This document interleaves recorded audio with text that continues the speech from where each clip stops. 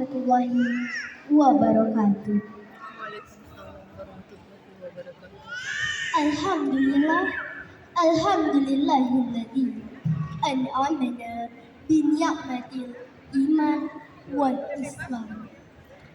Wa nusallimu ala khairil anam. Sayyidina Muhammad wa ala alihi wa ashabihi ajma'in. Amma ba'du. Yang terhormat Bapak Dewan Juri, yang terhormat Bapak Ibu yang hadir pada hari ini, serta teman-teman yang seperjuangan dengan saya. Segala puji hanyalah milik Allah, segala zat yang maha ghafur, zat maha syukur, yang memberikan beribu-ribu nikmat yang tidak terukur. Nikmat iman, nikmat Islam, dan nikmat sehat walafiat, sehingga kita dapat berkumpul di tempat yang insya Allah diberkahi oleh Allah Subhanahu wa Ta'ala. Seandainya lautan yang ada di muka bumi ini Allah jadikan sebagai tinta, pepohonan Allah jadikan sebagai pena, dan dedaunan Allah jadikan sebagai kertas, niscaya ia tidak akan cukup untuk menuliskan nikmat-nikmat yang telah Allah berikan kepada kita semua.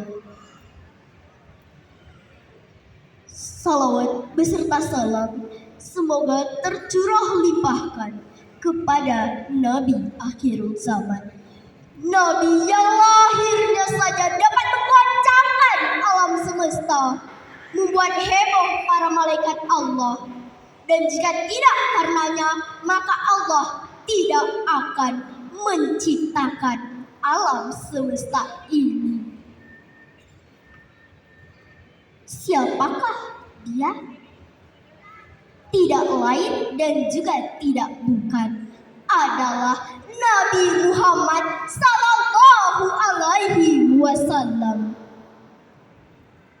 Semoga keluarganya, sahabatnya, dan kita selaku umatnya yang terus menjalankan sunnah-sunnahnya bisa mendapatkan syafaatnya di akhir zaman kelak. Amin ya Rabbal Alamin. Baiklah, tanpa memperpanjang mukadimah, langsung saja saya memulai kultum pada hari ini dengan judul Ramadan dan Kesederhanaan. Sungguh kebahagiaan yang luar biasa, karena pada tahun ini alhamdulillahnya kita masih dipertemukan oleh Allah pada bulan suci Ramadan, bulan yang penuh ampunan. Ketika bulan Ramadan, setiap umat Islam melaksanakan ibadah puasa dari terbit fajar hingga tenggelam fajar, yang bertujuan untuk agar kita semua bisa merasakan rasa sakit dan laparnya, tidak makan dan juga tidak minum. Berpuasa mengajarkan kita untuk hidup tidak berlebih-lebihan. Maka dari itu pada bulan Ramadan ini kita harus jauh dari belenggu pemborosan.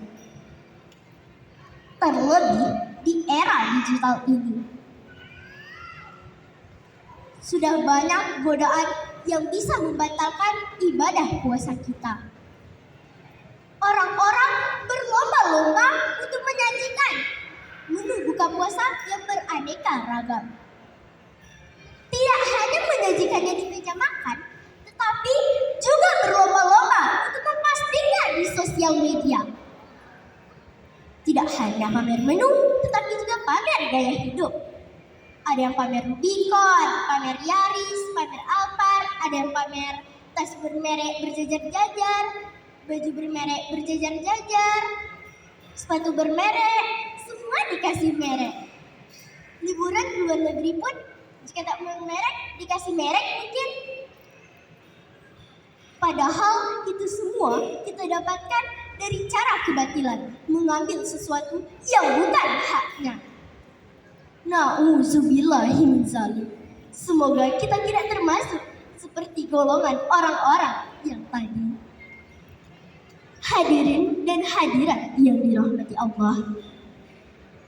Allah berfirman dalam Al-Quran surah Al-A'raf ayat 31 yang berbunyi, A'udzubillahi minasyaitonirrajim. Bismillahirrahmanirrahim. Ya bani Adam khudhu zinatakum inda kulli masjidin wa kulu washrabu wa la tusrifu. Innahu la yuhibbul musrifin. Artinya, wahai anak-anak Adam, pakailah pakaianmu yang bagus ketika memasuki masjid. Makan dan minumlah, tetapi jangan berlebih-lebihan. Sungguh Allah tidak menyukai orang yang berlebih-lebihan. Ada sebuah hadis yang diriwayatkan oleh Bukhari. Ia berkata, sewaktu ketika Nabi Muhammad SAW masih hidup, banyak sekali keteladanan sederhana yang dapat kita contoh dari dirinya. Sederhana dalam cara ia berpakaian, bertutur kata yang lembut dan saling menyayangi. Bahkan ketika berbuka puasa, Nabi Muhammad hanya meminum 1 gelas air putih dan memakan 1 buah kurma.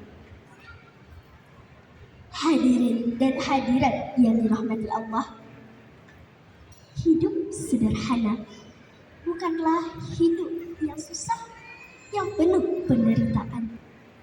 Tetapi hidup sederhana adalah hidup yang cerdas, di mana seseorang dapat memilah dan memilih mana kebutuhan dan mana keinginan. Karena terkadang keinginan kita tidak akan bermanfaat bagi diri kita dan tidak penting bagi diri kita. Ketika memiliki harta lebih, orang sederhana tidak akan pernah tergoda untuk hidup berlebih-lebihan.